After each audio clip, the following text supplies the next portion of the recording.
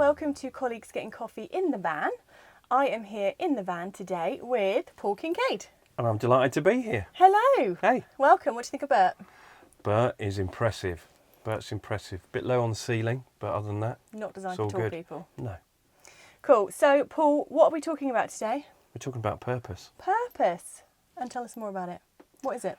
Well, purpose is important. Purpose is what drives us, what gets us out of bed in the morning, what gives us a reason to get up, get after it, whatever it is. But it's also that resolute drive, determination that when a hurdle gets put in the way, you go round it. Like the bear, going on a bear hunt. You know the book, We're Going on a Bear Hunt? Go over it, round it, under it, through it. But if it's your purpose, you'll find a way. If it's not, then the hurdle is likely to slow you down and stop you. Okay, so what would be your top tips then for someone to find their purpose or stick to their purpose? Wow, I'm going to do those in reverse order if that's okay. Yeah. Once you've found it, it's relatively easy to stick to because you just stop occasionally and work out, right, is this decision I'm about to make going to get me a step closer to reaching my purpose or not? And if the answer is not, why are you doing it? Yeah. There might be a reason to do it. You might need to take a diversion around that hurdle, and that's okay. But in general rule, if you're not getting one step closer to your purpose with every key decision that you make, then why are you making that decision? Or is your purpose wrong? Interesting. So the other question was, how do you find your purpose? That's a lot harder. That takes a little bit of navel gazing, bit of soul searching, and just a bit of time out away from all the distractions of trying to work out actually what does get me up in the morning, what's important to me, genuinely important to me. So it might be, I know recruitment consultants, and it's important for them to really get to know their client, both the one finding the job and the one with the opening and the vacancy. So it's really important for them to get close to them in a caring manner, and that's what they see as a different part. My purpose is there are too many people laying awake at 3 a.m. in the morning, worried and anxious, either about being a leader or about the leaders, allegedly, that they've got. And that's not okay. People shouldn't lay awake about that. So you said that you knew your purpose to me told me a couple of times. Basically, like when you were 4 or 5, you knew you wanted to be a soldier. Yeah, I did, yeah. How did you know your purpose that young? I don't think I did at the time. At the time, it was, I was a 5-year-old boy. We pick up sticks and they're all guns. I just never put them down again. And the more I learnt about being a soldier, the more I wanted it. So I think I might have been born with that purpose. Who knows? But I just knew that was something that I deeply, deeply wanted to do. And the more I found out about it, the more the draw was there. Some people find out more about a job, a career, an objective, and they start seeing the cracks. It was always shiny for me. There were no cracks. Yeah. So I joined. And I wonder if you're, if you think you found your purpose, you said about navel gazing and kind of maybe doing some hippy dippy stuff, which is what I interpret it as, like a bit of meditation, that sort of stuff to kind of zone in to yourself. But do you think you have to go through challenge to sort of galvanise or solidify that purpose? I think it helps. I do think it helps. And there's a lot of people on the back of COVID are re-looking at that because we've all been through the mangle now, haven't we? Yeah. And some people have come out the other side thinking, do you know what? There's more to life.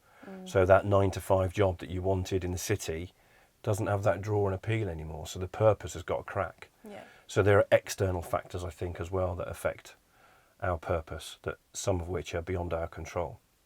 And would you say that that's similar for people, obviously in COVID that is, but in your experience of purpose and helping people to discover that, are there similar things that are blocks to people discovering there? Yeah, definitely. A key one is relationships. So if you're married or, if you're in a significant relationship and your purpose is to do one thing and your partner who you love dearly, that isn't something that they're prepared to support or can support in a certain way, then that's going to bring a friction to it. Of course it is. And therefore, do you stay with the person that you love, and that's the default is yes, or do you degrade the purpose? Or, and there aren't many people who do it, why would they? They seek the purpose by leaving the relationship, and that's a completely different kettle of fish as far as I'm concerned. I suppose it works in the business capacity too. If you had a business partner and you kind of both think the business is going in a different direction, and then you end up kind of that split again, like perhaps when you know, two people take it in two different directions. Yeah, very much so. But you can assess these. You know, we've spoken before about the pre-mortem analysis, which is an exercise you can do up front to work out where are the hurdles, where are the failure criteria going to hit after you launch. And actually, we know the majority of those. Yeah. And if we then compartmentalise those down into controllable and uncontrollable factors, you can mitigate against them before you ever launch the plan. I do love that, and I think some of the best businesses and individuals who've come through COVID are the people who actually kind of already had a bit of a plan.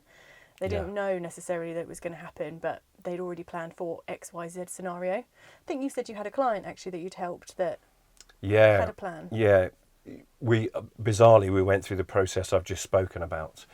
So they had a broad business continuity plan, and in the break they spoke about, just in a half jocular way, said, I wonder if what if the Spanish flu were to come back? And this was in January 2020. So we sat down and in no more than 15 minutes worked out what would happen if the Spanish influenza of 1918 came back. That's mad. 2 months later, COVID was on the doorstep. That's crazy, isn't it? Yeah. And they got through COVID. The turnover is multiplied by about 12 times through COVID. That's mad. And they're very, very successful as a result. I love it. Of their thinking, not mine. It was their thinking. They analysed the problems. I just facilitated it and gave them the framework for thought. So purpose is a big question, bit of navel gazing, maybe a bit of challenge. What's your final takeaway on purpose? If it feels wrong, it's wrong. Go with the gut.